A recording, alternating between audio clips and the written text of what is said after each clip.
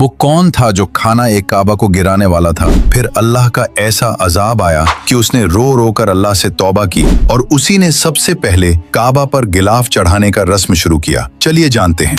जो मुकद्दस गिलाफ हजारों सालों से खाना एक काबा पर चढ़ता आ रहा है। इस रिवायत की शुरुआत एक ऐसे बादशाह के हाथों से हुई जिसका नाम था तुब्बा। तुब्बा दरअसल एक लक़ब था जो यमन के बादशाहों को दिया जाता था। ये उस वक्त की बात है जब तुब्बा हेरी मदीने वालों का दिल जीतने के बाद मक्के की तरफ अपनी हजारों फौज के साथ रवाना हुआ तो फौज के सरदारों ने तुब्बा को भड़काना शुरू कर दिया। वो सरदार कहने लगे, ए बादशाह, ये अरब का सबसे मशहूर शहर है, काबा में बड़े बड़े खजाने हैं, अगर आपने उसे फतेह कर लिया तो पूरी दुनिया में आपका नाम होगा। बादशाह खाना ए काबा की अजमत से बिल्कुल अनजान था। उसने सरदारों की बात मान ली और काबा को लूटने और गिराने का इरादा कर लिया। जैसे ही तुब्बा और उसकी फौज ने काबा पर हमले का इरादा किया तो उसी लम्हे उन सब में एक खौफनाक बीमारी फैल गई। फौजियों के जिस्मों में शदीद दर्द शुरू हो गया। न कोई उठ सकता था और न कोई चल सकता था। हजारों की फौज जो लम्हों में शहर फतह कर सकती थी, अब वो फौज जमीन पर तड़प रही थी। खुद बादशाह तुब्बा का भी यही हाल था। वो अपने खेमे में बेबस पड़ा था। कोई दवा काम नहीं आ रही थी। तुब्बा ने घबराकर दोनों यहूदी उलमा को बुलाया और पूछा कि ये क्या हो रहा है। उलमा ने कहा,